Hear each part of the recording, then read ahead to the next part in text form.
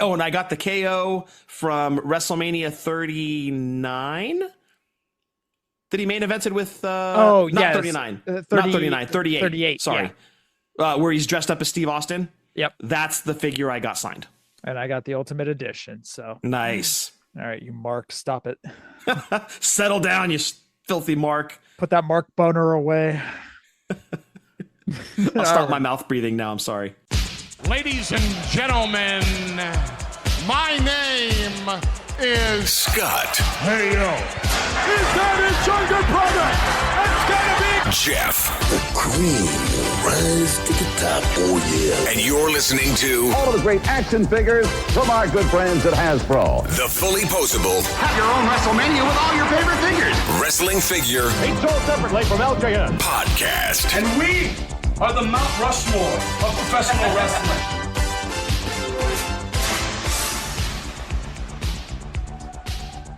Hey, welcome to episode 483 of the Fullyposeable Wrestling Figure Podcast, longest running episodic wrestling figure podcast going today.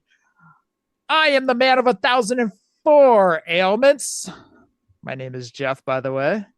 Your name isn't Man of 1,004 Ailments? I am the man of 1,004 ailments. It's my tagline. Okay. Well, what do you prefer people call you? Jeff or the Man of 1,004 Ailments? I don't know. Depends on the day. Whatever. If the number increases, we're going by that.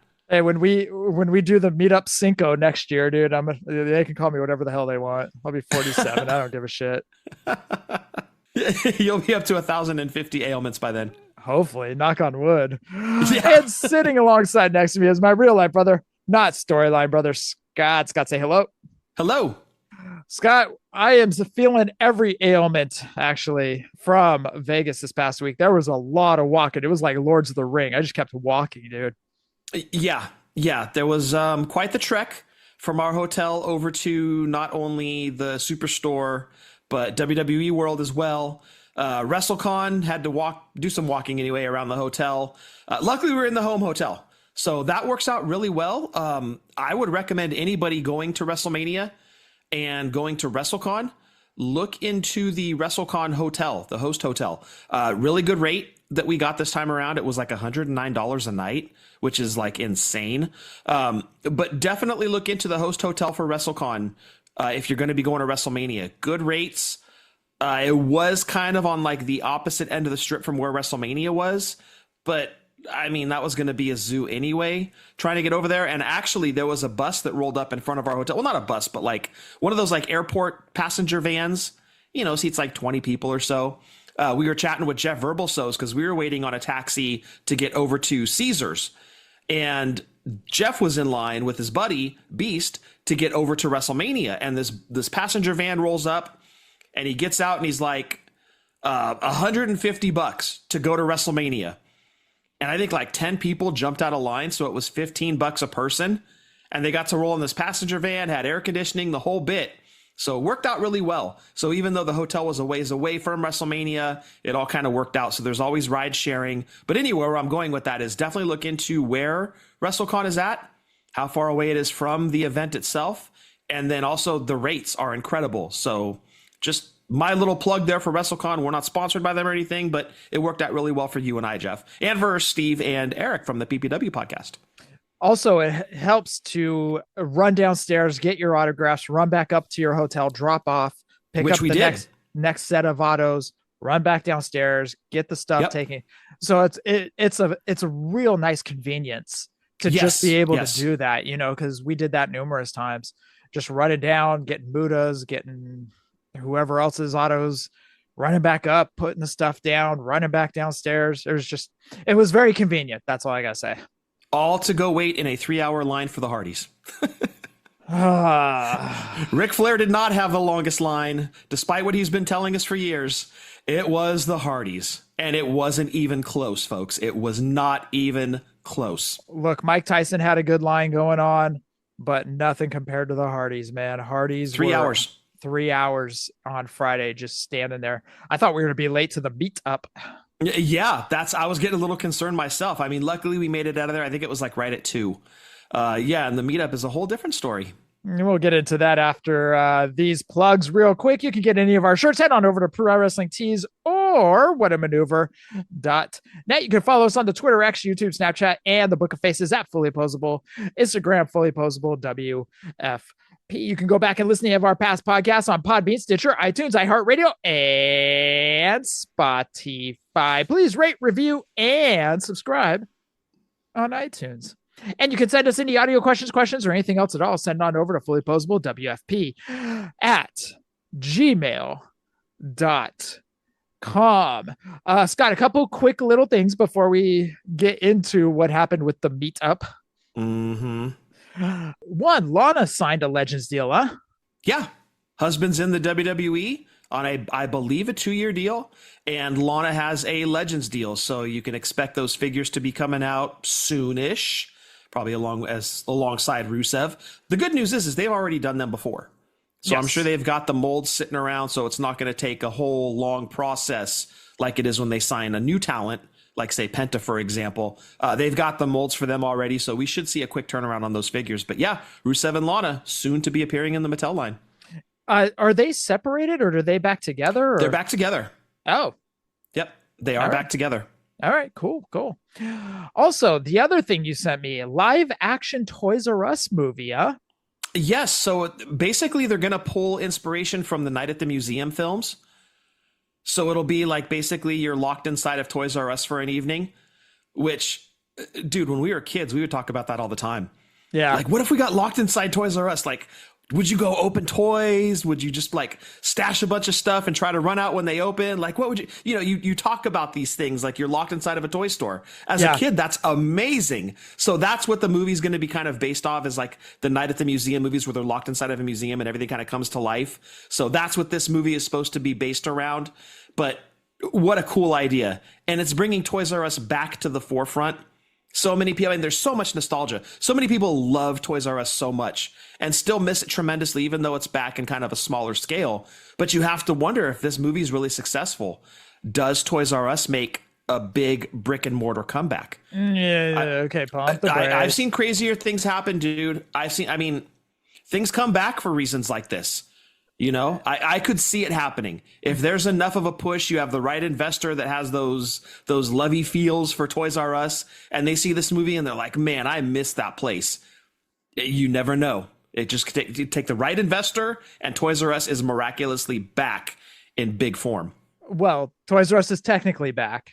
Technically they are, but it's small, dude. It's a small scale. It is. I don't want to walk through my Macy's to get to the toys. Also, when you were talking about, we were talking about this when we were younger. That was while we were standing in the 3-hour line for Hardee's. We were talking about this. Yes. It was 3 hours of just came up with this bullshit talking about, right. Hey, what if we were locked in a Toys R Us?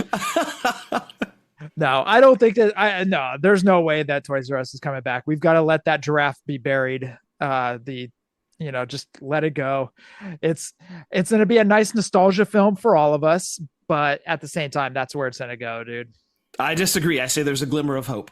I like your optimism. Thank you. I'm going to hold out hope that the right person or people are going to see this movie and they're going to be like, you know what? Toys R Us needs to come back. And why? Because we need more Mattel exclusives like playsets, not just figures. And Toys R Us was the perfect home for exclusive WWE playsets. I bet JT's happy to hear that part. Now he's got a glimmer of hope. Scott, we kind of alluded to it earlier. The meetup was a little bit of a fiasco, but we saved it in the end. We did. And if we learned one thing as kids from mom and dad, if you don't have anything nice to say, just don't say anything at all. So with that said, we will continue to talk shit about Maximum Sweat, but we are not going to say anything about Red Dwarf. And we will leave it at that. That will be the last time this bar is mentioned on this show. Yes, ever. I don't want to hear the names or words Red or Dwarf ever mentioned again on this show. That was interesting. We saved it, though. That's the good thing. We did, and I would like to personally thank my wife, Adam, Steve, and Eric from the PPW podcast, because they were a huge help in kind of like rallying around us. Like, it's okay, guys. Like, don't freak out. It's only a half an hour before the meetup. Things are going to be fine. We'll make it work. And they were right. and they kind of calmed the situation. Steve was a big help at that place that we won't mention. Its name will never be spoken again on this show. I guess we could say Red. That's fine because, Muda's Ultimate Edition. But outside of that, no. It's well read. Right. So they kept the situation calm. They kept you and I cool. We were able to pivot, as Ross from Friends would say, pivot. And we ended up at the Westgate, where I guess we should have just planned on having it anyway. But we lucked out because the reason we didn't plan it there is because it's kind of just first come, first serve seating. And I guess it was during a time of the day because keep in mind, at the WrestleCon Hotel, there was also a cheer convention, a volleyball convention, in addition to WrestleCon. So you had all of us mouth-breathing wrestling marks there. You had a bunch of kids in volleyball and cheer with their parents. That was a lot. That hotel was packed. The lines for the elevators were nuts. But I think we kind of hit a sweet spot with what time we planned the event for, 3:30 p.m., in that a lot of people were either at whatever they were going to, like volleyball or cheer, or they were kind of in between schedules where nobody was eating. It wasn't necessarily like lunch or dinner. It was kind of in between. So I think we lucked out. So the first come, first serve seating was available. We got 2 long tables. We were able to get everything set up. Everybody was kind of getting there as you and I were still kind of scrambling to make it happen. We're ordering food, putting out the giveaways. So it all worked out. And I think everybody had a great time. Big thanks to everybody that showed up. And also, even if you just showed up and had to bounce, we appreciate you coming in. So big thanks to everybody that was there. Thank you to Mark Cochran, too, for driving James Frank, myself, Steve, and Eric over to the Westgate after the debacle of RD. Oh, so you didn't Uber. You and I never really kind of caught up and no. Okay, damage report. We didn't really go over all of the residual. So basically, when we had to pivot, I stayed back at the RD to see if there was anybody that was going to come in for the meetup. Yeah, reroute the stragglers. So you, Shannon, and Adam took off. Steve, Eric, and myself stayed back at RD. Mark Cochran showed up, as well as James Frank. We waited until about 4:00 to make sure that was it. Yeah. Luckily, we caught it in time, and we were able to blast out on social media, hey, pivot back to the Westgate. And luckily, this is where we got extremely lucky. A lot of people didn't leave the Westgate. Yeah. So they were still at the Westgate, from WrestleCon. And they hadn't left yet. So there was a lot of people that were on their way, that were about to jump in their cars or Lyfts or Ubers and head our way. Yes, we'd like to thank the Hardys for keeping them in their line. Right.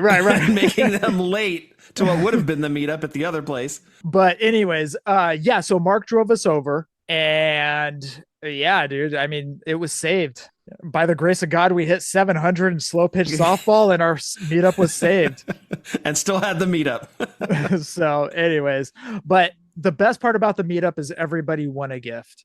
We had so many gifts, so many giveaways from everyone. I mean, everybody just came in and donating hot and heavy, and thank you to everybody. Literally everybody walked away with something. Exactly. Some people walked away with multiple somethings because we kind of, first off, giveaways were determined by their placement in trivia, which Ryan Buds, dude, thank you. Your trivia was absolutely incredible. It was all WrestleMania based questions.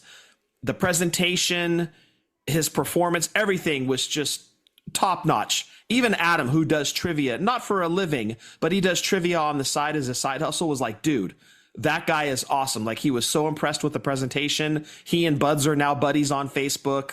Adam was just super blown away with Ryan's presentation. So from Jeff and I, Ryan, dude, we super, super appreciate you, man. Awesome job at that, the meetup.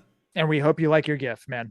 Yes, we hope you like your gift. Well, he actually blasted it out on Facebook. So as a thank you to Ryan, and he did not know this was coming from Scott and I, but we got him an Ultimate Edition Muda, which I took one too many Mudas to WrestleCon, which worked out in our favor. It worked out. And got one signed from Great Muda, and we gave it to Ryan. He put it out on social media, so it's okay to say. But anyways, yeah, the trivia came out great. Everybody was raving about it. That the best part is everybody kept coming up going, that trivia was awesome. That was great. Yeah. Yeah, great job, buds. Yeah, thank you so much. So anyways, but yes, hopefully Meetup Cinco doesn't go that way. I think we already know where it's going to be. I mean, barring them going out of business, we're just going to do it at the same place that we had the last one in NOLA, and that'll be at the Hard Rock. That was Meetup Uno.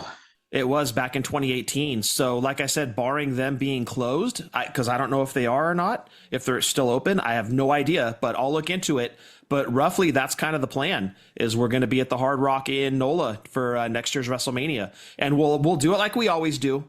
It'll be kind of in between WrestleCon and SmackDown. It'll be on a Friday. This is kind of becoming our cookie cutter meetup time now because it just seems to work out for everybody. And like I said, some people just kind of rolled in quick and then had to bounce for SmackDown or the Hall of Fame, what have you. The best part was with Ryan Bud's trivia, people were able to play trivia if they weren't there. Anthony, for example, won the first prize, the signed Muta. That was the grand prize winner. And he wasn't even there. But since he won the trivia, he wasn't there. I hit him up immediately on Facebook. He was already getting to me to let me know what he wanted the prize to be because Shannon was live streaming on Instagram. So immediately, boom, he was like, I want that Muta.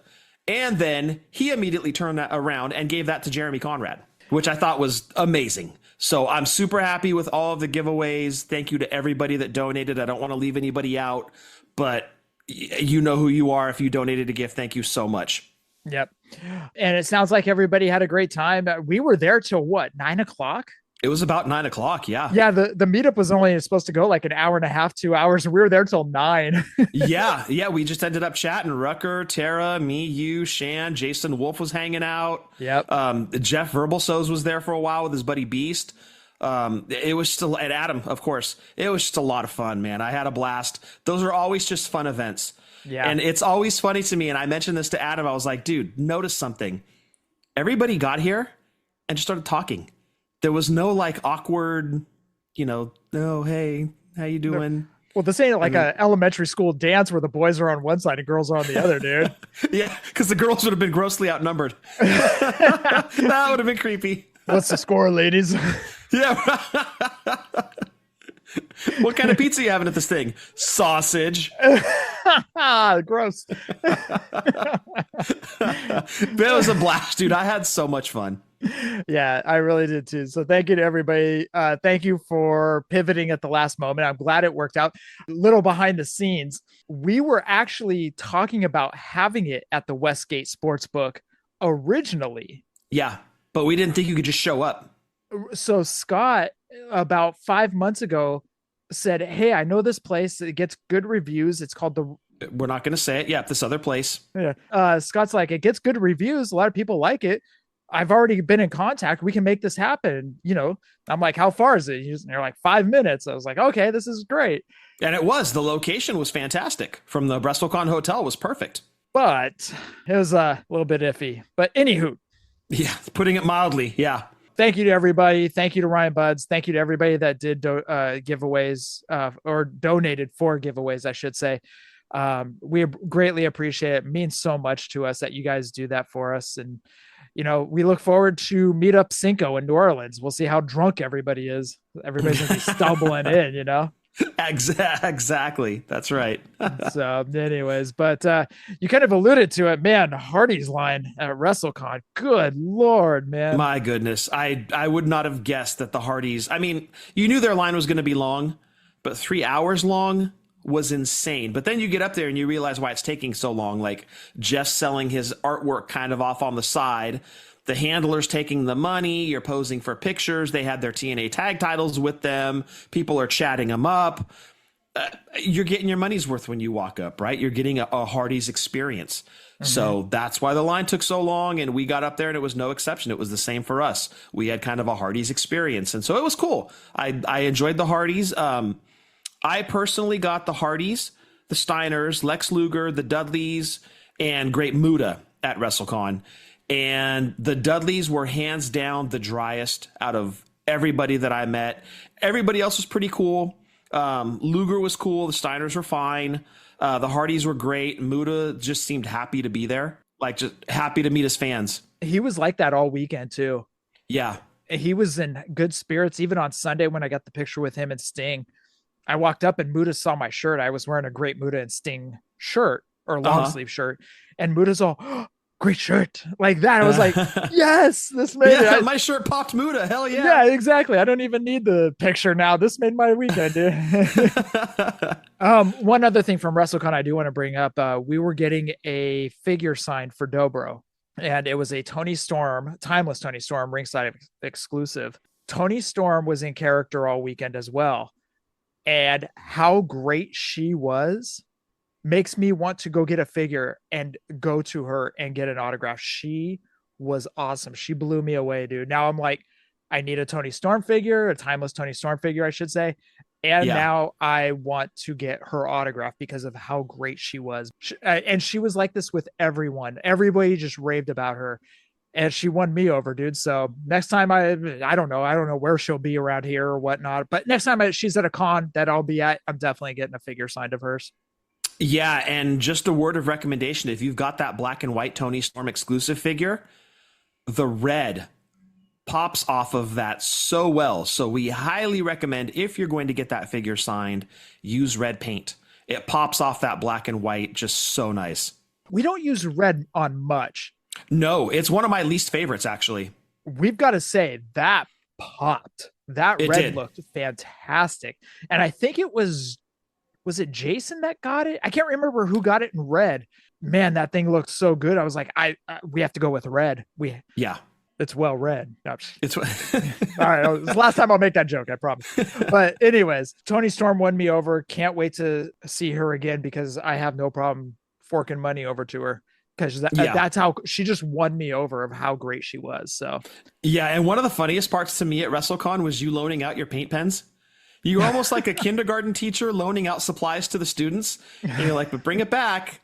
And sure enough, everybody did. But you were like going into your paint bag and you're like, this one will look good on this figure. This one will look good here. Take this one. And then people are bringing you pens. You're loaning out pens. It was awesome. Yeah. And then I leave my apple green one on the Hardy's desk. But you did. Right. Yeah. You donated a paint pen. Yeah. Now I need another apple green paint pen. Yep. Time to replace. It's going to happen. Look, to make an omelet, you got to break a few eggs. So you lost a paint pen, but those autographs look fantastic. I don't know. I haven't seen them. They've been in your house since WrestleMania. Yeah, I've got stuff for you this weekend. Yeah, I know, dude. I'll see you Saturday. An entire suitcase and a bag full of stuff and a backpack. And dude, we owe Norm a huge thank you too, because day one of the Superstore / WWE World, we get there and we're going to stand in line because I need my bracelet. And then we're going to stand in line for WWE World. Norm was in line for the store, which worked out really well. And I didn't know he was going to do this, but you're chatting with him on the phone and you're like, Norm's in the store. And I was like, oh, cool, dude. And he's like, you're like, the line's huge. It's going to take him a minute to get in there. And as you're on the phone with him, he's like, okay, I'm seeing the Cenas and they're gone.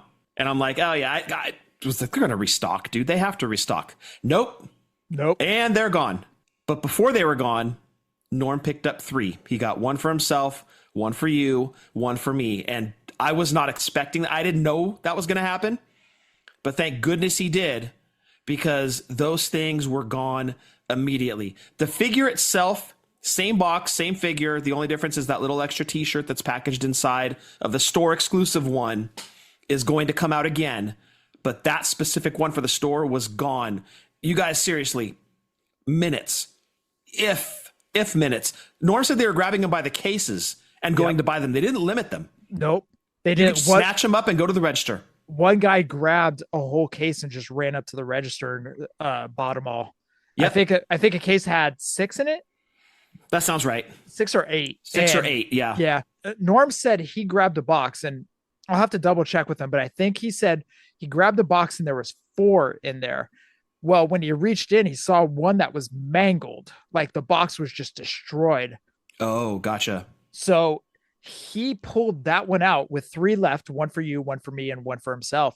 He pulled the mangled one out and he lifted it up and he goes, anybody need? And right as he said, anybody needs, like hands just came out of nowhere. like zombies. Dude. That's exactly what it was like, dude. And he said it was just a zoo and a madhouse for those Cenas. It was just insane, dude, how crazy the people were for those Cenas. Mattels are over, brother. Good thing they signed that multi-year deal, huh?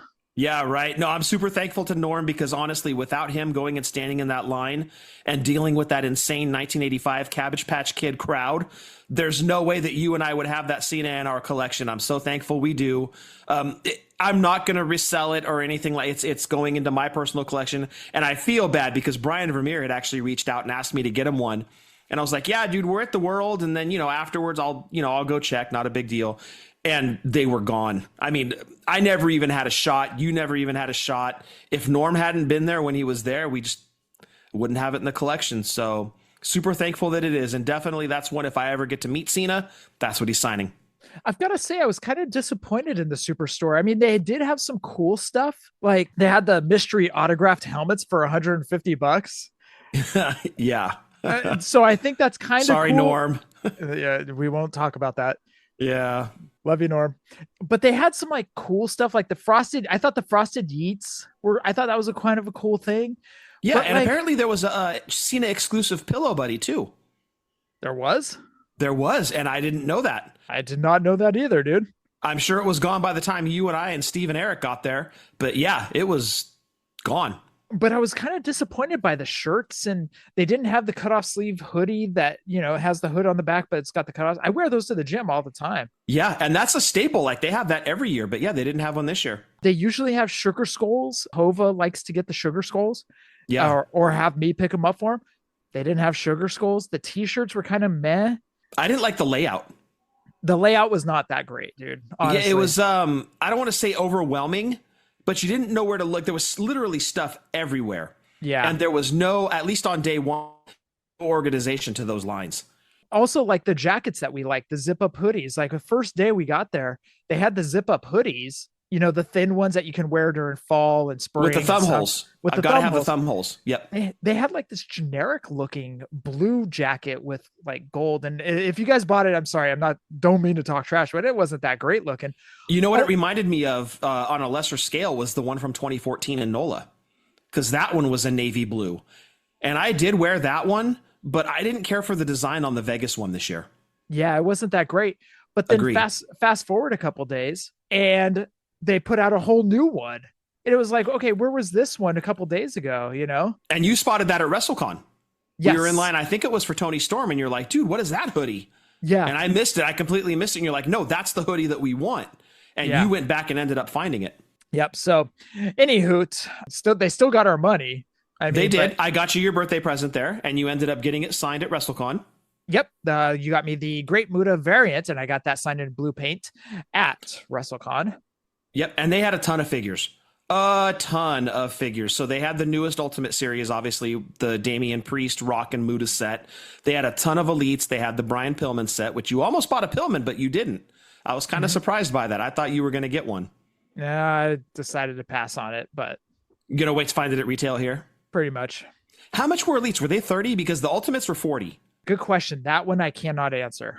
Yeah, because we didn't buy any Elites, but I know the Ultimate was 40. So I thought the Elites were maybe 25 or 30. I was going to guess 30. I didn't know for sure. But yeah, the layout was not great. The merchandise was just meh. Yeah. The hoodie, obviously, I'm glad that you spotted that and you went back and picked one up. I love that hoodie from this year. Like, it screams Vegas, and it's a thinner material. It's got the thumb holes. But yeah, overall, the store itself was just kind of meh. Yeah. And I've talked about this before, but the Fanatic shirts, or the shirts that WWE has right now, they're not the best. They're not. They're not great. The neck on them is weird. I don't know. The material on it. Like, I missed the old sandpaper t-shirts from back in like the 2000s. Dude, remember my nipples chafed, damn it. Dude, remember how thick those were? They fit, but they always fit perfectly. They fit well. Yeah. They fit perfect. So anywho, I'm not here to bitch about t-shirts on a wrestling on a wrestling figure podcast, but also we met KO and that made your weekend. That made the trip. Yeah, it made the trip. Trip was done by Thursday, honestly. Like, we still had more to go, but could not have gone any better, except we could have gotten a picture, but that didn't happen. So yeah, we got caught into markout mode, I think, and just so caught up in the moment with KO, we forgot to ask for a selfie, because surprisingly, they were allowing people to take pictures with KO, which it was supposed to be autographs only, no photos. They even had a sign right on the table that said no photos. However, literally everybody in front of us, which was probably 60 people, 70 people, everyone was taking pictures with KO. So Steve Fountas was in front of us, and I was like, dude, do you think you could record this? Because Shannon wanted to watch it. She's like, I want to see how it goes. And I'm like, we'll see what we can do because they don't allow photos. But since Steve was in front of us, I was like, dude, do you think you could sneak a recording? Well, then we get up there and he's taking pictures with everybody. He's like, dude, this is awesome. But Steve still recorded it for us. But you and I were talking. We're like, okay, when he's done signing, let's ask for a selfie. But we got so caught up in talking to him and just kind of caught up in the moment and catching up, we completely forgot to ask for the selfie. And we get out of line and we're heading down that walk of shame. Like you're leaving the line, you're like, oh, and we're like, oh my God, we forgot to ask for the picture. Yeah. We can't turn around and go back at this point. We're screwed, but we're like, damn it. But we have that video, and that video is everything. Well, to be honest, Steve Fontas was the last one to get a photo because the guy that was sitting next to KO realized that the photos were backing up the line and they still had to get everybody through. So technically Steve Fontas, who was ahead of us, was the last one to get the photo. And then the guy realized, hey, we got to keep this line moving. No more photos. We got to push these people along. Yeah. Yeah. So anywho, but yeah, mark out mode was ignited, I guess you could say. Yeah, engaged. Thank you. That's the word I was looking for. And for very good reason. I mean, we had talked the last few shows about we're just hoping he recognizes us. Like, how cool would that be? And he didn't at first. Like, full disclosure, he did not recognize us. When you, not at first, but when you said, out of curiosity, do you recognize us? Or you said something to that effect. I was like, you may not recognize us. That's what you said. And he looked at us and he goes, you guys look familiar. Yeah. And then that's when you showed him the picture of the knee brace from Final Battle. Yeah, that whole framed set. And with the t-shirt, El Generico's on it. And that's when it triggered him. That's like something went off in his brain. He's like, oh, like, yeah, you could see the light bulb go on. Like, and his eyes got big and he's like, oh my God, you guys, like, what's going on? Like, and it was great. Like, he pulled us both in for a hug and just was like genuinely happy to see us, as you would expect from KO. He was fantastic. It wasn't just with us. He was fantastic with every single person that went up to meet him. Considering his injury, he was in tremendous spirits. It was great to see. He just looked like he was happy to be there, meeting his fans. But just that moment of watching the light bulb go on, it was awesome. And him, like, if you watch the video, like, he literally pulls us in for a hug. Like, that's who KO is. Mm-hmm. Yeah, we're going to put him over any chance we get because the dude is tremendous. He is just such a genuine guy. He loves his fans, and that's why we love KO. All right, stop mocking out again. I can't help it. I'm sorry. And I wore that KO shirt. That was the day. Met him during the day. Met Natalia that night, and she's the one that commented on it. It wasn't even KO. Yeah, you mark. Stop it. I know. I'm sorry. Oh, and I got the KO from WrestleMania 39. That he main evented with, not 39, not 39, 38. 38. Sorry. Yeah. Where he's dressed up as Steve Austin. Yep. That's the figure I got signed. And I got the Ultimate Edition. So nice. All right, you Mark, stop it. Settle down, you filthy Mark. Put that Mark boner away. I'll stop my mouth breathing now. I'm sorry. All right. Let's get into some pre-orders. Big Rubber Guys still available. Road Warriors on BBTS. You did say they went up $15, right, Scott? They did. Yeah, they're $114.99 now. Even the 112, what is that? Mezco, I think, makes them. They used to be like $100 on average. Now they're like $113. Come on, guys. We don't need any more of this. Our hobby is expensive enough. We can't do any more of this. Come on now. Yeah, we'll see where we're at in 6 months. This may be the good times. We don't know. Good point. Cardone and Myers still available on Collectmajor.com, as well as Ric Flair with the big gold. And for the month of April, this is the last week upcoming, actually. For month of April, the Big Rubber Guys, Kerry Von Erich, Bruiser Brody, Tonga Kid, and Haku. Make sure you get that order in, guys, because this is the last week for it. April 30th is your last day. So let's go. Let's get those orders in for them. And since you're on the subject of the Big Rubber Guys, Jeff, I just want to throw out a huge thank you to Kanik for coming to the meetup. Great catching up with him. Great seeing him at WrestleCon. He's such a tremendous guy. Like, meeting him in person, he's just so open and honest, and he loves what he does. and you're happy to see success for a person like that. So Canik, congrats on all the success. It was so great seeing you at WrestleCon, in addition to seeing you at the meetup, and just thank you for being you, man. We love you, Canik. All right, put your Mark Boner away. Yeah, spreading the love tonight, man. Pre-order on Big Bad Toy Store, Boss Fight Studios, Dragon Lee, Roosh, and Drilistico. Make sure you get your orders in for those as well. Zombie figures, go check out Pro Wrestling Tees and ZombieSailor.com for any of those figures. He was at WrestleCon as well. He was showing off some of his figures and looked good. They did. They looked outstanding. Fig Collection Shop.figurecollections.com. Go check out that website for any retros. Vlad was over there, the Patriot, and Buff Bagwell. Vlad was at WrestleCon too. If you had your Vlad figure, you could have gotten it signed. Did you see him? No, I had just heard he was there. I think we were in line for the Hardys, and someone was like, "Yeah, Vlad's down there taking pictures and stuff." Yeah, dude, I never saw him. Yeah, that would be a cool one to get signed. I mean, we watched him on TV as kids, and you'd always see him ringside. Who the hell is that guy?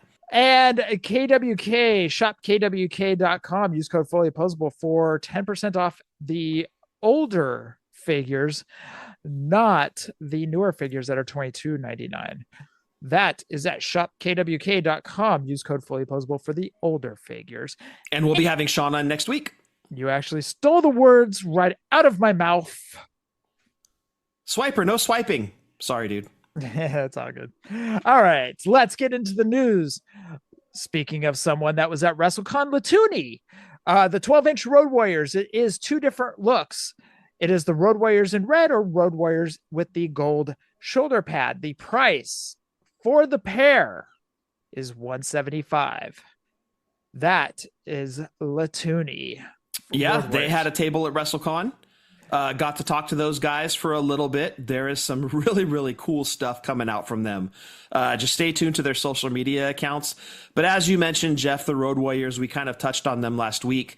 Their prototypes they showed, one was in gold, one was in red. And I was like, that's confusing. Well, prototypes are expensive to make. So they made one in gold and they made one in red. But when you buy the pair, you get your choice of Road Warriors in gold or Road Warriors in red. They match up really well with that Macho Man that they did in the Everest. This is their Everest line, by the way. It matches up really well with that Macho Man in the Everest line, and there's more to come. Just, I don't want to tip their hand too much, but there are some big names coming in that Everest line, so definitely stay tuned. They also have kind of a Hasbro scale that they're doing, and there's going to be one that's a little bit larger than that. So Latuni's doing some cool stuff, man. Stay tuned to their social media, see what they got coming down the pike. If you're a fan of Hasbro, if you're a fan of 12-inch figures, if you're a fan of LJN style, they've got those as well. So check them out, man, and stay tuned to their social medias. They got cool stuff coming down the pike. And they have Demolition as well on their website as well for LJN style figures. That's right, they do. And Demolition actually stopped by their table when we were chatting them up. Yeah, that's actually true. And Axe shook our hand. And I'm like, I didn't do anything to deserve this, but thank you. Thank you. I didn't. This is the most free thing I've done since I've been to Vegas, is shake Axe's hand. Yeah, I felt I had to slide a 20 in there or something when he was doing it. I'm like, damn it, he got me for a 20. Who are you, Virgil? Oh, come on now. Yeah, too soon. I'm sorry. But yeah, check out Latuni or just do a Google search for Latuni and you can see their website and stuff they have going on over there. Jazwares House of Black 3-pack available now on Jazwares Vault. It is $90. Comes with the trios tag titles. The House of Black just decked out with everything. Amazing looking figures. Beautiful looking figures. Go to jazwaresvault.com. I mean, they are dressed up nicely. They don't have all the extra stuff that the Supremes do, but man, these are on that scale. They are tremendous. Yep. And sticking with AEW, Wrestling Figure News Source teased a picture. They showed off a picture of Mercedes Mone. It's the back shot of a back shot. God damn it. I did not mean that. I did not mean it's a shot of the back of Mercedes Mone. Soon on home video, Mercedes Mone back shots. Oh, come on now. Come on. You said it. I didn't mean that way. I just dressed it up a little. Yeah, you did. Anyways, Mercedes has on a fluffy jacket and it says Mone. Or no, it says CEO on it. CEO, yep. And you can see the hair is all done up, the different colors that she has it. Yep, and it looks like this is going to be an exclusive to Shop AEW. Correct. AEW Shop. So we'll see what that is. It was just a shot of the back of the figure. Very well done. Thank you. It wasn't back shots. Back shots. God damn it. It does look cool. She's in her big fur coat, white fur coat, CEO in gold on the back of the coat. It's got all the frill on there. You can see the multicolored hair that she rocks, and that's even got graphics on it. So yeah, it's an amazing looking figure. I do need a Sasha for the Detolf. I'm not calling her Mercedes. I'm sorry. I need a Sasha for the Detolf. So we'll see what price point is on that one. But that one may have to get got. All right. Now it is time for WWE Mattel. And be prepared. Should we talk about Steve's awkward moment with Tommaso Ciampa for those that didn't watch it? Which part? Where he mentioned that Tommaso had a WrestleMania match, and Tommaso goes, "What match?" And you could just see Steve like deer caught in the headlights, man. I felt so bad for Ozer when he's up there. I'm like, oh man, I hope this was scripted in, but I don't think it was. No. I felt so bad for him. Oops. Retros. Next set of retros, Ultimate Warrior, Virgil, Bobby Heenan, and King Harley Race. Ultimate Warrior does come with the IC title. That would be the next series of retros on Ringside Collectibles. I'm happy to see Heenan is still under a deal. So that means that they need to pump that Heenan out in the Coliseum collection before his contract goes bye-bye. So let's fit him in where we can. Well, so far they haven't touched managers yet. That's correct. They have not, but they need to. You know, Jimmy Hart isn't going anywhere. You know, he'll keep his name signed. For sure. Yeah. But I don't know if they still have. No, they would have Miss Elizabeth. Because they did. They have Elizabeth. Cause they did a retro. They have Mr. Fuji now, which, oh, sorry, spoiler alert. That's upcoming. They still have Heenan. They would need Slick and Johnny Valiant. Captain Lou. They've got Captain Lou. So yeah, they can do a majority of those LJN managers like right now. But it's one of those things you don't want those contracts to run out because Coliseum collection's only a couple times a year. So I think we've gotten a lot of pairings of wrestlers. We need to start pumping those managers into the line. My opinion. All right, let's jump over to Superstar Series 15. Stone Cold Steve Austin will be coming with a vest. Nikolai Volkov, a red soft goods shirt. George the Animal Steel. He has a soft goods shirt that says, "I'm an animal lover," just like the 80s. And Ultimate Warrior IC title. And if anybody caught this, the red where the WWF used to be in the IC title was painted red. Well, this is obviously they can't put WWF, so they have the WW was painted in red. Very accurate. Very accurate. So that's a nice attention to detail, a nice touch by Mattel. But how great is it now you've got Nikolai to go with Iron Sheik? My only complaint is that they didn't give them those silver tarnished tag titles. Well, actually, I don't think they actually held the silver tarnished tag titles. The Sheik. I think were Dream Team the first ones? I think it was either Wyndham and Rotundo or Dream Team. One of the two was the first ones to carry those tarnished tags. Okay, so they would have actually had the belts before that then. I think you're right. I'm usually pretty good about this, but I think it was the Dream Team. I don't know, or is it Wyndham and Rotunda that held the silver tag titles? Okay. So yeah, they could even go a little bit further back in the belt lineage then and put those out. That'd be awesome because I don't think we've gotten those before. Which ones? They're like the ones right before those 80. We call them the 87 tags. Right, but I guess it would be more accurate to say like 86 tags. So the belts right before that, like WrestleMania 1. Yeah, because they were like small. They were similar to like the NWA heavyweight title. Yes. But like in a smaller frame, I guess you could say. Yeah. Hated those belts, by the way. I was not a fan. Well, but still would be cool to have in figure form, right? Yeah, so if these guys actually held those titles, that would be kind of cool to include that as an accessory. But I mean, you're already getting a lot of accessories. You got the hat, you got the shirt, you're still getting a lot, but man, the belts would just be a nice touch. Speaking of tag belts in Superstar Series 16, now these were grayed out prototypes that were displayed at the World. Rick and Scott Steiner both shown with belts around their waist on the grayed out rendering. Do we know if they're WWE or they look like the WWE type? Okay. Got it. So that would be what we refer to as like the 86 tag title then, that kind of squared.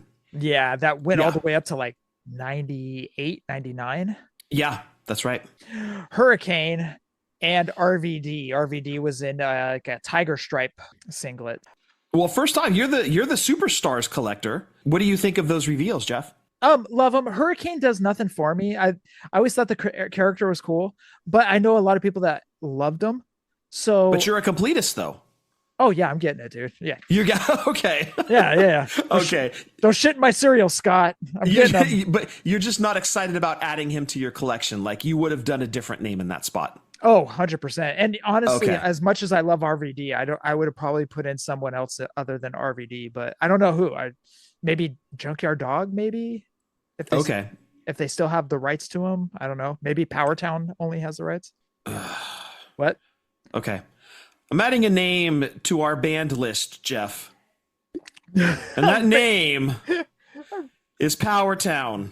Our band list is two things: Red Dwarf and Powertown. We're never. And it just started almost 500 episodes into the show. Now we're banning shit. That's one of them. Do not speak their name. All right. But yes, going to be grabbing all those. I love the I love that IC title that comes with the Ultimate Warrior in Series 15. So yeah, I was going to say, you got to be loving Series 15, but 16 is more of a kind of excited. 50% excited. So your jam for Superstars would be more like 80s, early 90s, but like when you start dipping into Attitude Era, I can't see you being like super excited. No, because like I saw Stone Cold in Series 15. I'm like, all right, I get it, Yeah. But Series 16 going with Hurricane and RVD. That's getting a little bit too new. Yeah. Like too late 90s, early 2000s for you. There's still some names they could have dipped into in the 80s that they could have gone with. Maybe like a Terry Funk or something. Terry Funk's name will be mentioned later, but for the Superstars, I think Terry Funk would have been a good fit. So, man, he's going to be coming out in that format though, for sure. Hopefully, but there's no doubt, dude. There's some more names that they could have added to here. So anyways, and I'm sure that they will. I mean, this is only 15 and 16. They've got releases slated down the road, I'm sure, next year and a half. So some of these names are going to be popping up in Superstars. Yeah, and unfortunately they're at Walmart anyways. Unfortunately, yes. Survivor Series 1, 2, 3 Kid in purple and white. I actually really like this figure. The colors, the deco on it pops. Yes. It's a good face scan of 1, 2, 3 Kid from about 94. 94, I think more like maybe 95. 94, 95, yeah. Excellent looking figure. I was really impressed by it. It's really good. Cody Rhodes from that poster promoting Survivor Series. Was that last year or the year before? I think it was a year before with War Games. Yeah, because it was for the War Games match. JD McDonough will be also in the Survivor Series. And first time ever, Bret Hart in an all pink singlet with the horrible head. So if you lop off the head, it's exactly what we've always wanted. That's Survivor Series 93? Yep, Survivor Series 93. Yes, when Jerry Lawler had the Knights. Yep. I'm surprised it's taken this long for that figure to get made. Bret? Yeah. Oh, dude, seriously, like Jax 32 years? Jax didn't do it. No. Hasbro didn't do it. Nope. Like nobody touched this figure. Like it was like the low-hanging fruit. Like nobody was going after. It was honestly one of those, like, what is everybody doing? Why is everybody afraid to make this one figure? But like the NWO Scott Hall, his first appearance in the denim. Exactly. You're always like, wait, nobody's made this? Why? Right. Like you said, that's low hanging fruit. Why is it taking so long? So 32 years in the making. And yeah, Mattel's had the license now for 15 years. First time they're taking a stab at this. Jax had it for 14 years? 14 years. Never took a stab at it. Never, not once. So I don't know what's going on with that, but you're finally getting Bret. And the Build-A-Figure for the Survivor Series is Build-A-Figure Nick Aldis. That will be Nick Aldis's first figure as well. Yep. All right. Going to Elite Series 119. These figures were shown off at the World. Dominic Braun Breaker with the IC title. Ethan Page. He will be the Chase in Series 119. He comes with the NXT title and a Liv Morgan. That's Series 119 Elites. Didn't somebody make a Nick Aldis retro? Yes. So this would be his second figure. Yes. So it's his first time in Mattel. Yes, first time in the line for sure. Yes. Yes.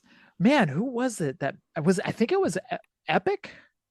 Or the people was it Epic, or it wasn't Grapplers and Gimmicks, was it? No, I think. Oh, is it? Man, that's a good question. I'll have to fact That was check. way back there. I know, dude. It was so long ago. I know. All right, let's move over to Series 120 of Elites. Cody in the suit, and he will also be the Chase in that series. Lola Vice, and this is going to be a hot figure, Boba Femi. Yep. Another first time in the line. Yep. Also, notable elites that popped up. These were renderings. Julia, that's going to be a hot figure. Absolutely. Carmelo Hayes and an Austin Theory popped up as well as a Gunther too. A Gunther was shown off, but we've gotten some. All right, let's head on over to Ringside Exclusive. Available for pre-order right now, Cody and Pharaoh 2 back. This is from the shirt design back in LA WrestleMania, where he had the American flag similar to Hulk Hogan at WrestleMania 7 poster. Cody replicated that for Los Angeles, and they made a figure of it. Yeah, and they actually made an action figure of his dog. That is awesome, dude. Cody was super happy with it. They kind of talked about it at the reveals that they were so happy to get to work on a dog, like an articulated dog. It's just awesome, and I love the presentation, the packaging. It looks just like that shirt. So job well done, Mattel. The Cody fans are going to eat this up. Well, technically, they have done a dog before, which was Scooby-Doo. Yes, but again, that was way back there. Well, it's hanging out with the Nick Aldis figure. I don't even know if Steve was with the company yet. That was in like 2015. Dude, I think it was 2013, if I'm not mistaken. Was it 13 when that movie came out and then they did those figures? 2013, 14, 15. Yeah. I had completely forgotten about him, and we were talking to a guy online that mentioned him. Yeah. Jose, I think his name was, in the Hardys line. We had a lot of time to chat people up while we were there. But yeah, he had mentioned that they had made those. I had completely forgotten about them, but you're right. Technically, there has been a dog, probably the most famous dog ever, in the Mattel line previously. Ooh, most famous dog ever. Is it Pluto or Scooby-Doo? I'm going Scooby-Doo. Interesting. I'd love to. I mean, the Disney marks are going to not like that, but Scooby-Doo's the most famous dog, dude. And don't even come at me with Benji. Scooby-Doo would tear him up. Shiz. Shiz. All right. Ringside exclusive John Cena figure. He will be in the shirt that he wore to the Monday Night Raw, the first one on Netflix, last time now, soft goods shirt that was kind of in Dodger font, which is trash. So this figure can go right to hell. So yep, that figure is disqualified. Okay, we're banning one more word. Dodgers. Tonight. Dodgers. It's Dodgers. Dodgers. That word is banned. Yes. Forever on this show. Yes, because we hate them. Anywho, hate's such a soft word when it comes to them. It's this John Cena will also have a blue hat as well. Sticking with ringside from the Vault Series 6, Kevin Nash with the NWO red spray painted World Heavyweight title, RVD with trash can, and black and white gear, Scott Hall. Also, Cactus Jack with a barbed wire bat. That will be from the Vault Series 6. Defining Moments 4-pack. Let's get into these. Paul Heyman from the ECW look. And if I'm not mistaken, they put him next to a picture of the ECW One Night Stand, the first ECW One Night Stand. So that's where the inspiration for the figure came from, because he does come with the long coat. Okay. That one I'm definitely getting, and that is going right behind the ECW logo that Travis Fowler printed for us inside of the Detolf. I mean, that is Mr. ECW. That figure's getting got for sure. Kurt Angle, 3 heads, including one with, I believe it was shaving cream on it. And it was not poo.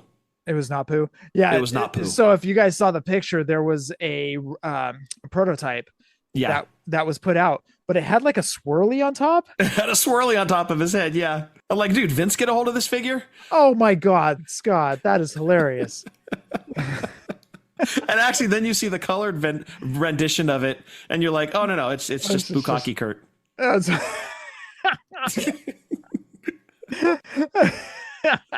Just change the lyrics to "Come on, Eileen." Oh. It could be shaving cream. We don't know, but Oh, it could be shaving cream. It's not how my mind interpreted it. And also 2 gold medals with that Kurt Angle. Logan Paul with the U.S. title will also be in that defining moments 4-pack. He'll have a vest. And Stone Cold. And welcome to Mattel 2025. The extra head for that Stone Cold is a bloody head, replicating WrestleMania 13 when Brett had him in the sharpshooter. Yeah, welcome blood to the Mattel line. That's incredible. The first time ever. And again, 15 years Mattel has been doing this. They actually get to introduce blood into the line. And you could just tell that entire panel was just so pumped. Yeah. Like, this is one they've been wanting to work on for a long time. This one specifically, WrestleMania 13, Stone Cold, the whole blood from a stone, wrestling Brett in one of the best matches of all time. It's in the Hall of Fame. So then they got to do the Stone Cold, do the presentation the weekend it's getting into the Hall of Fame. Just the timing of it was perfect. Obviously the pose that you're seeing, the figures in, Brett with Stone Cold in the sharpshooter, Stone Cold looking right at the camera with the blood in his face. It's just perfect. It is so good. It even comes with that blood from a stone shirt, the ring bell, the hammer. No word on the street yet if Brett has the little razor blade taped in his wrist for he and Stone Cold to use. But tremendous figure. Fun fact. Actually, Brett talked about it in his book. He kept it in his upper lip. In his upper lip. Okay. Yeah. And then Brett gets thrown out and the camera follows him and you can see Brett spit it out. And the cameraman's all, whoop, right up. Never mind. Let's go back into the ring. What's happening over here? Flash bomb. But yeah, exactly. I don't want to gloss over that Kurt Angle either. That would be Kurt from when he got his head shaved, obviously the shaving cream, but he comes in bald with hair and then with the headgear hair that he wore for a little bit. You get all 3 of those. So I don't want to gloss over that Kurt Angle. That's a really well done figure and a lot of attention to detail. I mean, we crack jokes, of course, because, that's what we do. But that figure is awesome. Also with the Stone Cold, he comes with a Austin 316 in red, and it has the blood from that WrestleMania 13. It's his face on the back. Sticking with ringside Ultimate Edition Dudley Boys. This will come with the tag titles that Scott and I were just previously talking about. 3 heads for Devon and for Bubba. They will be in the blue camo, and Bubba comes with glasses. So this sticks with their tag team packs going on. They've come out with the Usos. They've come out with the Steiners. And now they're coming out with Ultimate Dudley Boys. They did the Outsiders too. This would be WWF Dudley Boys. Right. This is not the ECW look that they did in that 2-pack that was Mattel Creations and Ringside. This one is specifically WWF. So awesome set. They're definitely sticking with like cream of the crop tag teams. You're not getting, Techno Team 2000 here. You're getting, as you mentioned, Jeff, the Usos, the Usos, the Outsiders, the Steiners. Now you're getting the Dudleys. Like, these are top tier tag teams. They've already done. And look, Road Warriors aren't under a Mattel deal, but they even have an exclusive Road Warrior set you can buy. So, like, you're really getting from Ringside, you're getting the top tier tag teams. On the subject of Ringside, big thanks to John over at Ringside. He shipped the giveaway items to the hotel we were at. We had them in time for the meetup. So a big thanks to Ringside, not only from us, but from the listeners that won giveaway items as well. Big thanks to Ringside, all the guys over there and gals, and John specifically. It was great talking to you at the Mattel booth as well at WWE World. Yep, absolutely. All right, let's play a quick little game before we continue on. Tag teams that deserve 2-packs. Oh, more of them? Yeah. So let's kind of predict the future. And you say I'll throw some names out at you. Oh, I thought you wanted them from me. What do you mean I wanted it from you? I thought you wanted me to start throwing names to you. I was right off the bat. It was going to be like Harlem Heat. Oh, definitely Harlem Heat. Now, the bad thing is that Harlem Heat's already gotten 2 sets, one in the Nitro. Yes. So how do you do them differently? That would be the big question, is what can you do to dress them up more than the Elites that came out earlier and the Monday Night Wars series. So, and they've even given us different colors of Harlem Heat, right? We've gotten the red, we've gotten the black, we've gotten the blue. There's not, I mean, like, you're almost turning into OSFTM at this point, right? Like all of those different colors of Harlem Heat. But look, cream of the crop tag teams, Harlem Heat is right there. So, I mean, they would find a way to dress it up to make it worth that $70 or $80 price point. They would find a way to make that work, dude. So Harlem Heat would be my recommendation immediately, but let's hear what you got. Andre and Haku. I mean, obviously I would say yes, because I would love to have Haku in the line. Okay. I would love to have an Ultimate Edition figure of him. But in terms of like tag team status, they're out of their league in this set. Sorry. That's just, Andre was not in the best shape when they were a tag team. So if you want like a top tier tag team, Andre and Haku are not it. But I mean, obviously the collector in me is like, yes, make them. Make them. I don't care. Put them in a Coliseum collection. That would be more suited for Andre and Haku, I think. Not the ringside exclusive tag team set. Okay. Diesel and Shawn Michaels. Two dudes with attitudes. No. One-time tag team champions. No. And a short-term tag team at that. I'm going to say no. Okay. 1, 2, 3 Kid and Bob Sparkplug Holly. All right. That's enough of your list. All right. Let's move on with ringside. Is enough. How dare you? All right. I actually was sitting on that one. I was like, yes, keep playing along, you jerk. You son of a... Okay. Wyndham and Rotundo. Yes. Every part of me is yes. And you know what? I would tend to agree with you, because in a time before there were multi-time tag team champions, there were Wyndham and Rotundo. And I think there was another tag team, I think, that won it. Was it the Samoans that won it multiple times? Alpha and Sika, yeah. So, I mean, it was super rare back then to have multi-time tag team champions. But Wyndham and Rotundo did it. Mm-hmm. You know, that I would say yes. And obviously British Bulldogs, if they ever get both of them under a deal at the same time, I would say yes. Powers of Pain, I would say no. I mean, would want that 100%. I've cried many times on this show about wanting Barbarian. But as a template that Ringside has set for like top tier tag teams, your list gets kind of small. Right. But we'll see who kind of pees in the pool when they do like their first tag team set that you're like, these guys really? It makes you wonder who that tag team is going to be. All right. Hollywood Blondes. Oh, man. The only reason I say no is because we got the Elites. Yeah, that's going to be the tough part. Is and that's your reasoning for like Harlem Heat as well, not to cut you off, but like going along that train of thought, I'm going to say no. And as we get along, everybody has already seen the renderings, but when we get to Demolition, how are they going to, I mean, they're just going to give them massless chaps and. Yes. But you just got the Elites with the headgears and the arm gauntlets and everything. And you include all of that.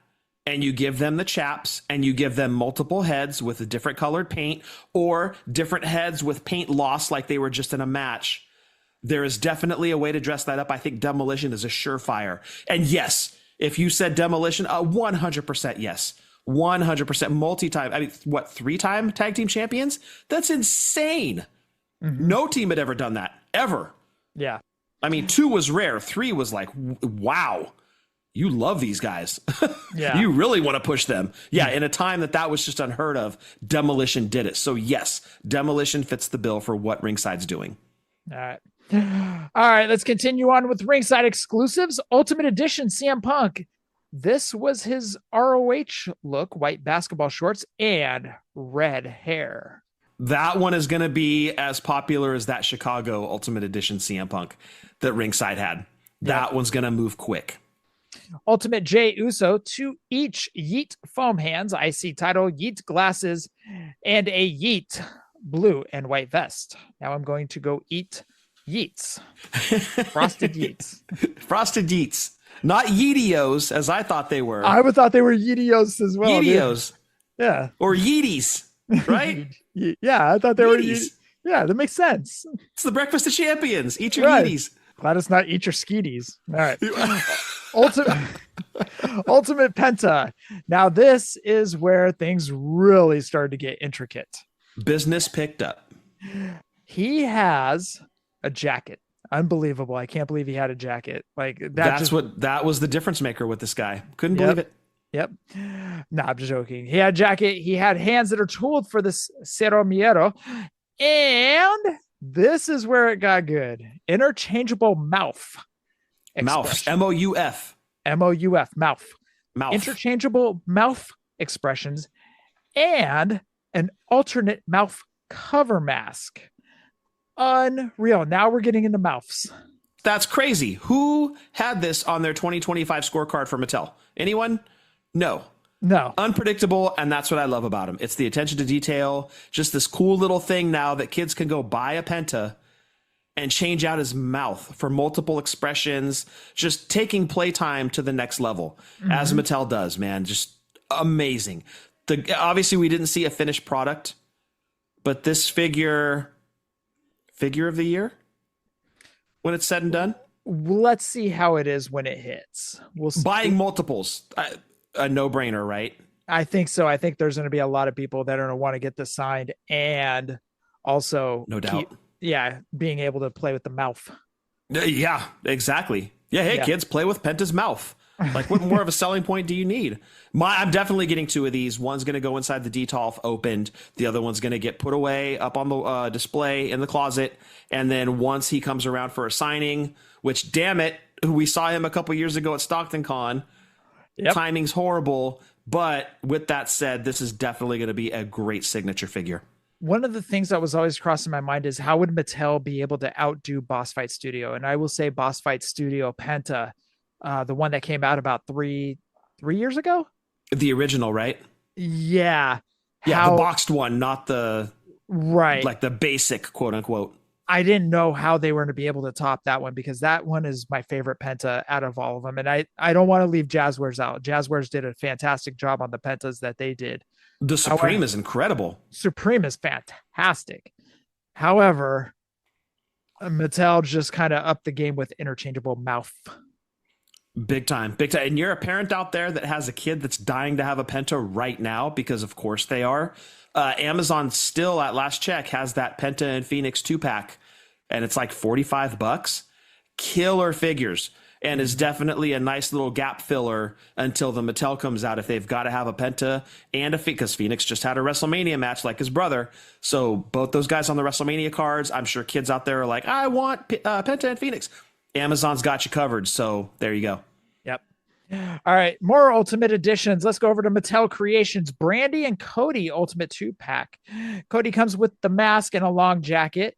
This is replicated from the entrance at WrestleMania 40. So that is going to be on Mattel Creations. You're buying that one? Yeah, I will. Okay. Yeah, it's up there now. It's like $70. I don't know, man. I don't think I need that. I think I'm passing. As cool as it is, I just don't know that I'm a huge enough Cody fan to get that one as well. Like, I've got his Ultimate. I'm probably not going to get a Cody signature. This is more coming from, I've already got Cody in the collection. Like, we've got Cody at home. We don't need this one. We have Cody at home. I've already got him in the collection. It's great. I love that they went for the kissing look on this one too, for the alternate heads, because you can really recreate those WrestleMania moments from last year. But this one I think is a pass for me. It's very, very cool though. I really like it a lot, but because I've already got Cody in the collection, I'm passing. That's just me. I'll pick it up because I didn't spend much on food in Vegas because I didn't eat. So you're saving your per diem for toys. Yes, exactly. Well done, dude. I like it. That's dedication. That is dedication. I starved myself in Vegas just to buy more toys. I fasted for figures. That's our next shirt. I fasted. Either that or Mark Boner, one of the two. Right. All right, man. CM Punk with the ECW title and a soft goods shirt as well. His 2007 look, 2008 look. Coliseum collection. I'm loving this next series. Ultimate Warrior, he'll have an orange soft goods shirt and an Ultimate Warrior black and white flag, the one you could purchase out of WWE magazine back in the day. It was that black and white flag where it had Ultimate Warrior on it. It had kind of like a tiger stripes going on. Yep. They made that for figure form. Love it. And that goes along with that Hulkamania lives forever or will live forever that they put with that Hogan. I like it. Keep putting these things out, man. They have those iconic touches to them. A lot of nostalgia built in between that Hogan sign and that Ultimate Warrior flag. Keep those coming. Those are great touches.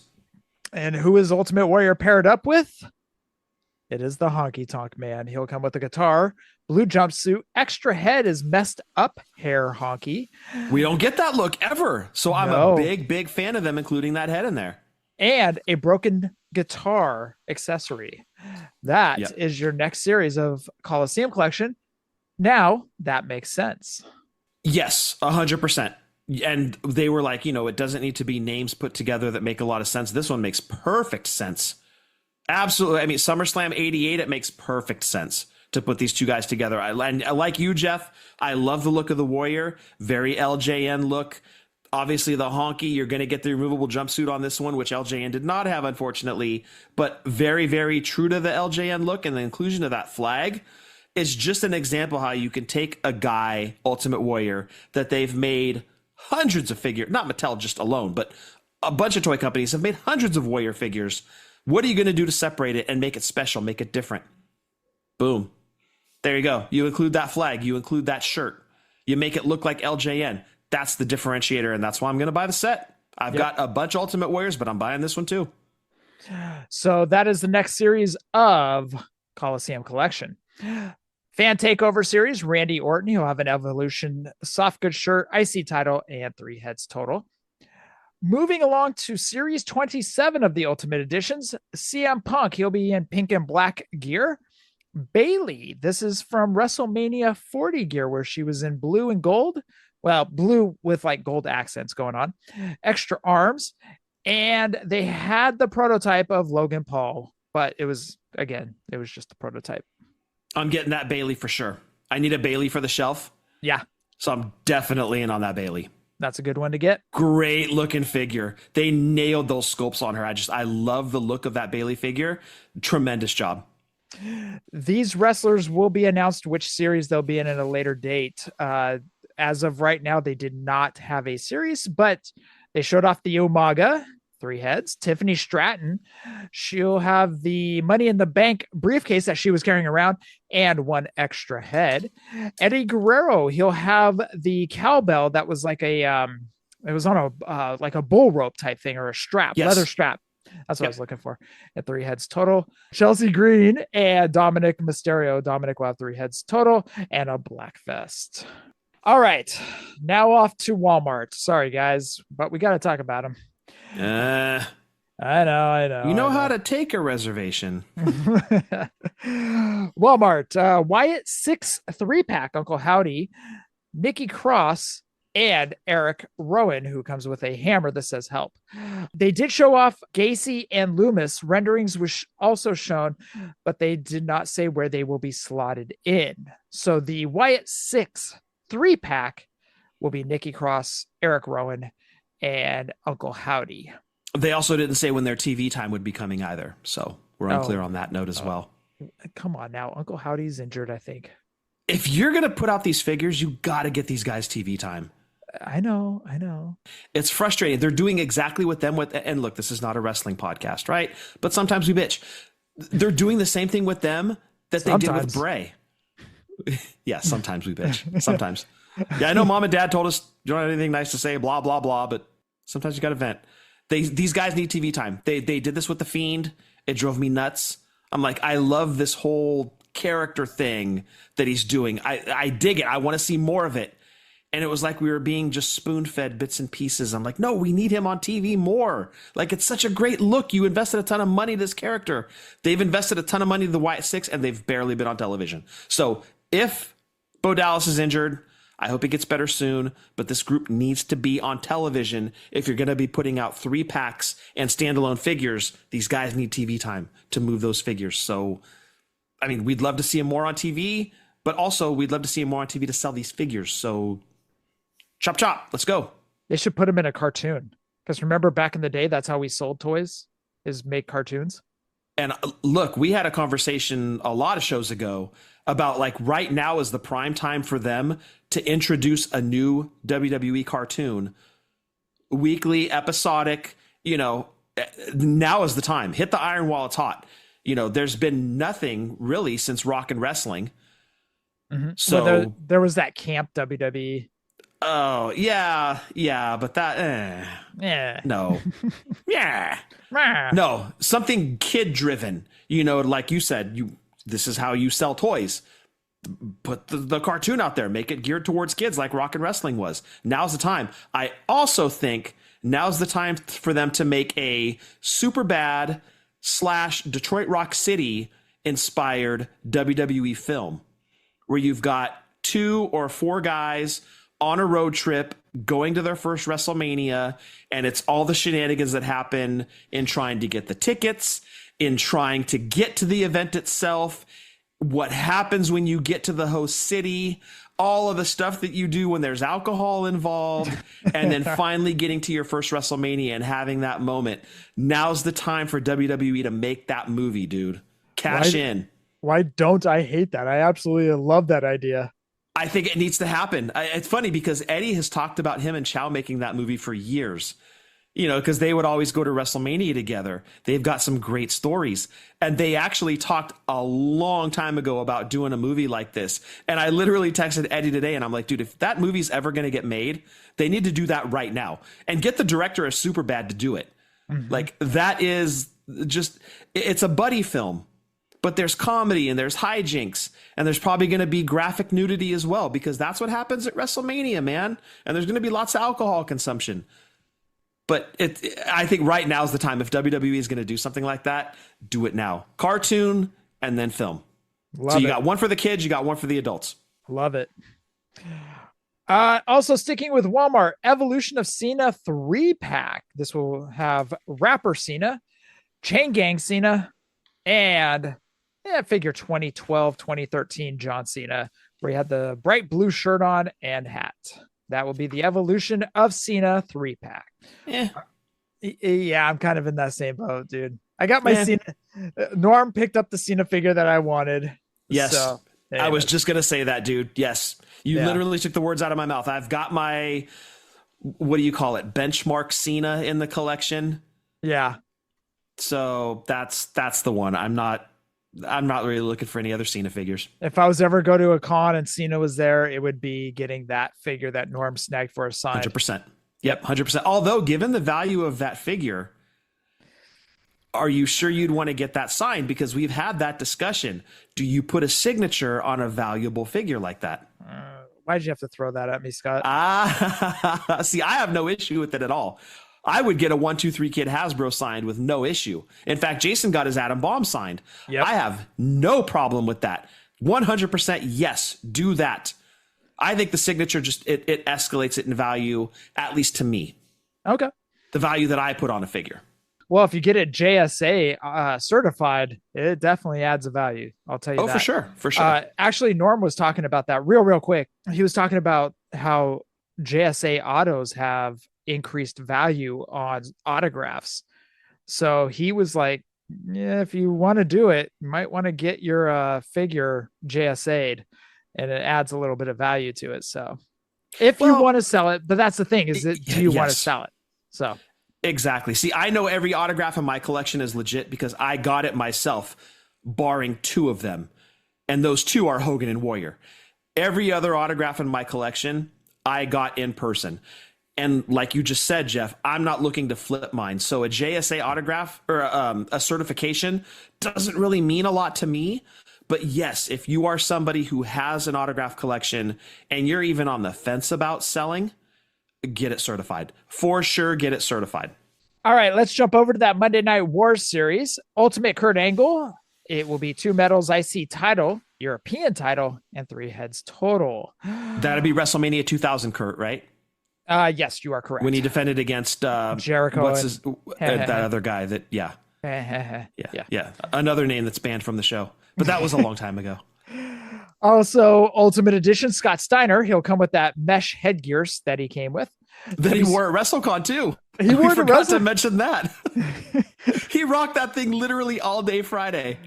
WCW title and red trunks for that Scott Steiner. All right. Series 8 Elites of the Monday Night Wars. John Tenta. They went with a John Tenta figure. Well done. They really dipped into that well. Also, the Shark. So 2 John Tenta figures. And we're getting the Shark back. It's been a minute since we've had the Shark in the lineup. So there you go.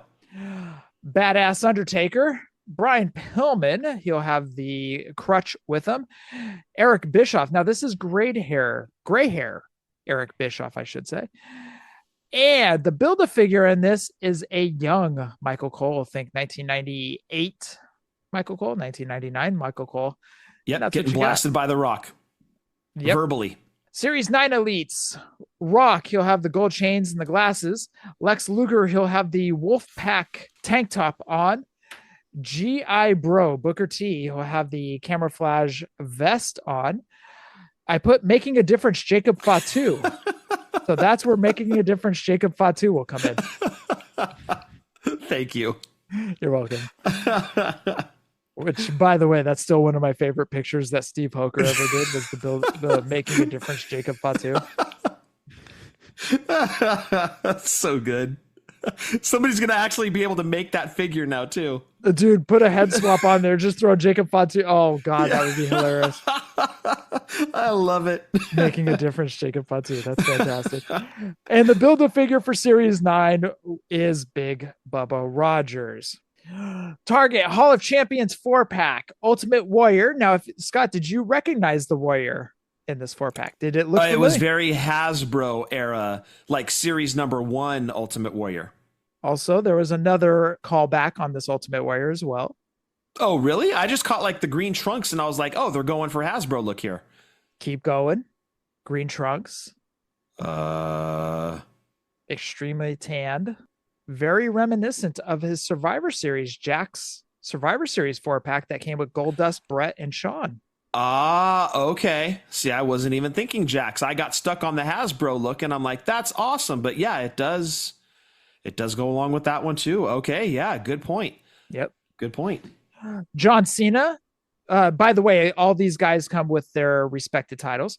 So it was Ultimate Warrior, John Cena, Roman Reigns, and Bruno Sammartino. Bruno Sammartino has the old WWF heavyweight title. Nice. Where it's very thin, but yeah, all four more titles on the way, and they promised us that, and here you go. Like you said, Jeff, Bruno's got that old school, very old school WWF title. WNBC. Greatest Hits Elites, Dusty Rhodes. This goes back to his Elite 60. It was like 65, I think. 63, 65. Yeah, where it came with the hat, soft goods, Dusty shirt. Red Rooster. So welcome back, Terry Taylor. Yep. I wonder if we're ever going to get the tailor-made man. I doubt it. I certainly hope not. Oh, come on now. Come on. Well, they've already got the clothes that they've put on the Triple H. They could just slap those on the Terry Taylor figure. There's your tailor-made man. Very true. Very true. Virgil, Cody Rhodes. Variant will be Cody and Purple Trunks. This is Cody. What was the name of DiBiase, Cody, and Orton? Legacy. It was his legacy look. That's what it was. And that other dude, Manu, I think it was, who had a cup of coffee in the group and then... Oh, wow. I forgot about Manu being in that group. Yeah, a lot of people did. I think Manu forgot he was in that group. It was such a short amount of time. I know. It's like Making a Difference. Jacob Fatu was so short-lived. And last... I can't wait to see somebody make that figure, dude. And last, Brutus Beefcake. Ultimate Edition Legends Undertaker. This will be Undertaker in purple and black. Now, I know we've gotten this look before, but not an Ultimate Edition. And this one is amazing looking. Comes with the mask that Undertaker had when he broke his orbital bone and 3 heads. Always love that look of Taker in purple and black. It does come with the top hat and the long trench coat. So, yep, all in on this one. It's badass, dude. It really is a good looking Undertaker figure. And like you said, we've gotten this look before, not as an ultimate. That's going to be a game time decision. Understood. But based on what I saw, I'm leaning more towards, I might. That figure was so good live. It, dude, yes. In person, it really, like you said, it not only is great, it pops. Right, because you've got the purple and the black, and it's such a cool look, and you've got that cool mask that goes on them. Game time decision, but it's amazing. Yeah, and we've said this before. Like we have so many Undertaker figures across so many lines, from Hasbro all the way up to now. And for you to take a step back and actually go, "Whoa, that Undertaker figure is good," that kind of says something that you might want to dip in and get it. For sure. Especially a look, like you said, that we've seen a bunch of times before. But yeah, this one's special. Yep. Also, Bray Wyatt Ultimate Edition, the prototype on the display at the World was Bray in the crab walk pose. Do you think this will be like WrestleMania 30 Bray Wyatt? That's what I'm kind of guessing. We'll find out. Just based on the one that they had at the booth, that's kind of what I got from it, is WrestleMania 30 Bray. Legends 27, Great Muta, which was another amazing figure that was shown off. Last match Muta, exactly. Already got mine on pre-order. Well, you couldn't wait to pull that trigger, huh? I happened to just wake up early and I saw somebody post, "Oh, they're up live," and I immediately jumped in and picked it up, dude. It's one. It's got to be in the collection. Like, we love Muta around these parts, and the job that they did on this last match Muta is just incredible. So yes, this one is on pre-order. Big Evil Undertaker. It's a red shirt that says Big Evil. Billy Gunn is coming to Legends 27, and Terry Funk. Terry Funk will be the variant. The variant is Funker in a red vest. He does come with the branding iron as well.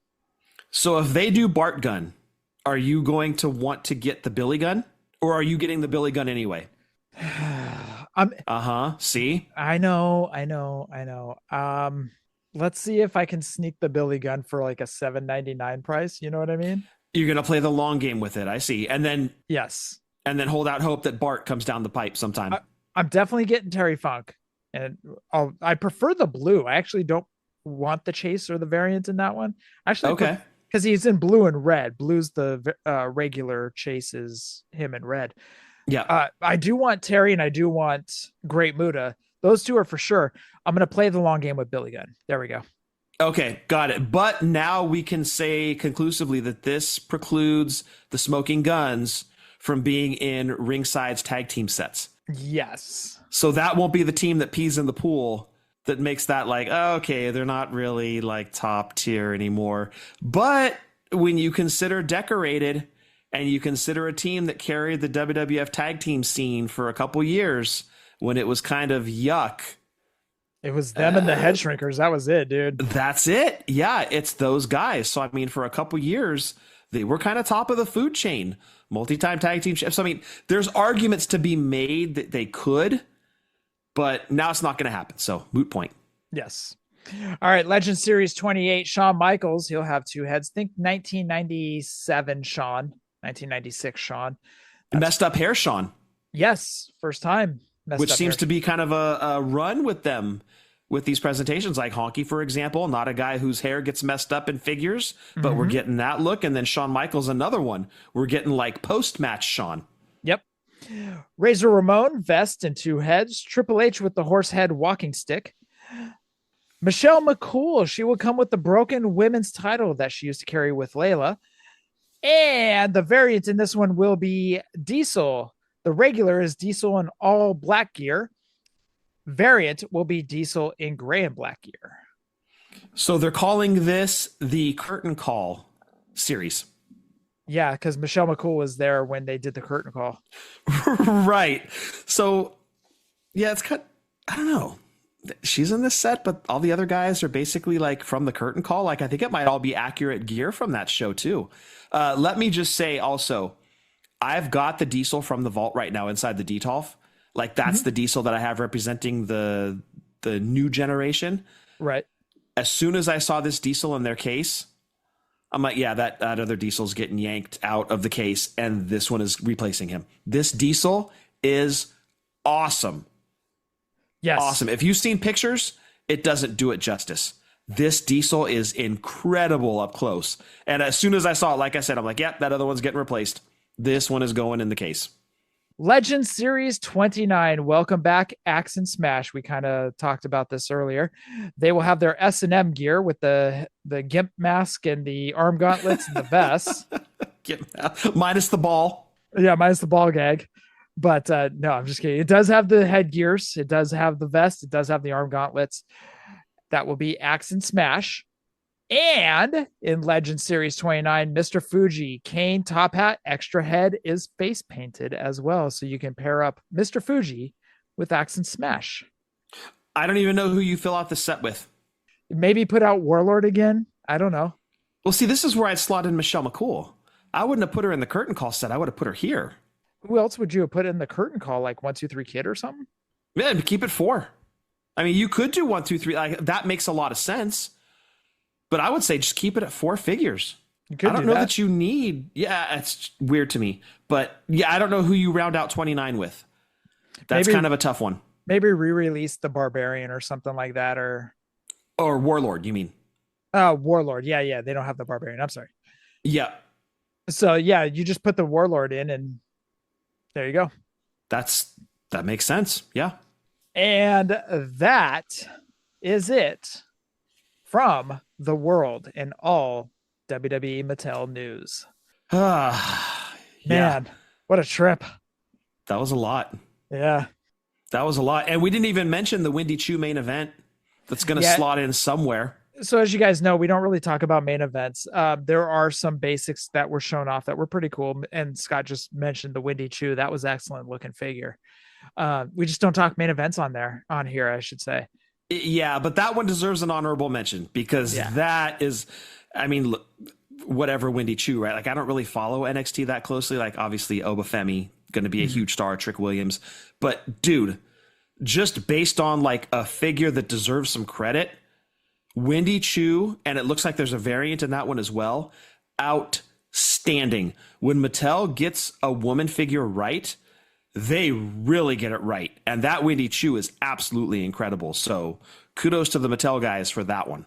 That's it from the world. We'll have some residuals from, there's going to probably be a ringside video that will pop up that I'll try to get notes. Scott and I are recording early next week with Sean. So I'm hoping that ringside video will be up soon enough so I can get the information from it. It might be up by the time the show drops. We don't know, but I'm hoping to get some information from it because people do ask questions on there that Steve and Bill will answer. So I'm going to guess coming out of that the Michelle McCool is actually the last figure in Series 29 and not slated for Series 28. You think so? I think so, dude, because it seems like they go with 4, not 5. So if you look at the previous series with the Great Muta retirement figure, so I'm going to guess that is actually Series 29's final figure.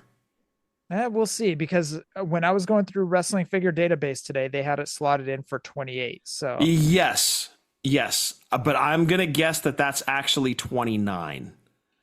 Okay. Just doing some guessing. That's all. Okay. That's all. But yeah, hopefully, like you said, we've got some cleanup for next week and a little more clarification. Like you said, we've got certain names here, certain figures that don't have homes yet. Mm-hmm. Maybe next week we'll get, like you said, some clarification and we can get that cleaned up. But wow, what a trip. Yep. What a great time at the meetup, getting to hang out with everybody.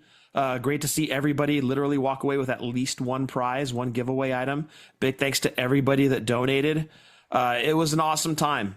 And I don't know did the show go long this week? It's about standard, I guess, maybe a little bit longer than usual. So thank you to everybody who listened. Thank you to everybody that was at the meetup, that took the time to say hi to us in Vegas. Thank you to the guy that recognized us by the sound of our voices because he listens to us every week. I thought that was hilarious. Big thanks to anybody that just stopped and said hi. We had a great time. We hope you guys did too. Yeah, that was a lot of fun, this trip, and it was much needed. Good mental break from the day-to-day grind. Yes. The guy that stopped us because he listens to our show from our voices, that was hilarious. He's like, are you guys Jeff and Scott from Fullyposeable? We're like, yeah. He goes, I thought you sounded familiar. You know what? That was the first time that's ever happened. That's true. Yes, it is. That is the first time it's ever happened. So thank you. In almost 10 years, yeah. Yeah. So anyways, and thank you to everybody for hanging out with us, whether it was at the meetup, whether it was just hanging out, whatever it may be. Steve Fontes, I owe you a thank you for hanging out and making me lose money gambling. Rucker, I want to thank you for teaching me roulette where I won money. So anyways. Now when Steve comes back to it, he's going to go to the third best taqueria in Alameda. Yeah. No, you know what? I'm going to take him to the worst one in Alameda. The worst rated taqueria. Yeah, hope you get the runs, dude. No, I don't. I don't want that. You don't want that. Knock it off. You're being mean. He'll have to use my bathroom, and I don't want that. Using the cat box. Oh, dude. Oh, he doesn't mean what he's saying, Steve. He's just salty. I am salty. He's gonna poop on my floor, dude, like in Ted. Like when one of the escorts that Ted was hanging out with, when they crapped on the floor. Anyways. Any hoots. But yes, thank you to everybody, man. This was a fun trip. Now we go to the Meetup Cinco next year in New Orleans. We look forward to seeing everyone next year. So absolutely. Yep. And early talk is the Hard Rock, but we could pivot within 30 minutes. So, hey, we've done it before. Yeah. Make sure you have our social media downloaded on your phone. Be paying attention at least a half an hour before the event. Oh, God damn it, dude. The best laid plans. Check out some of our friends. Speaking of, Rucker with Boot to the Face, Steve with the Positively Pro Wrestling podcast, and also Just Because, Brian, who made a great and wonderful Paul Orndorff custom LJN for the giveaway, and also Work the Arm podcast with Jeff as well. Yep, absolutely. Which we have some beer cozies of.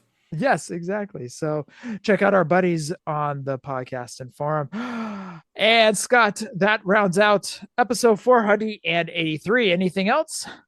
Stay safe, stay healthy. Fig Life since 2016. Happy toy hunting, and a big thanks to Jeff Verbalsoes for beering me as soon as I got off of an elevator in Vegas. The doors opened. There stood Jeff, asked if I wanted a beer. It was like 10 in the morning, and I said, hell yeah. And he beered me at 10 a.m. and it was awesome. So big thanks to Jeff. Love you guys. Thank you for listening to tonight's show. Was it even good beer? Yeah, it was good beer. Oh, I don't know. It was good cold beer. And he already had it inside of a cozy as well. A Work the Arm cozy. Oh, all right. Shout out to Jeff. He knows what he's doing. He knows what's up. It's not his first rodeo. It's his second. I don't even think it was his 50th, dude. He's a seasoned veteran to have a beer pre-cozied inside your backpack. Yeah. That's a man who knows how to do Vegas. I want to thank everybody for listening to episode 483, #FigLife. Adios.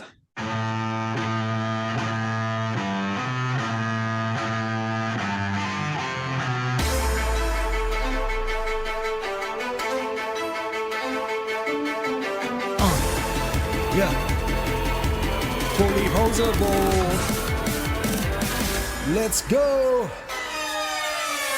Jeff and Scott, the Toon Brothers, busting out the ring. But we don't take it out the box, MOC. Happy toy hunting, we'll see you next week. We're the OGs of WFP. Fullyposeable, thank you all for listening. It ain't no storyline, real life siblings. So everybody go and do your toy spotting. #FigLife, adios from the Kings.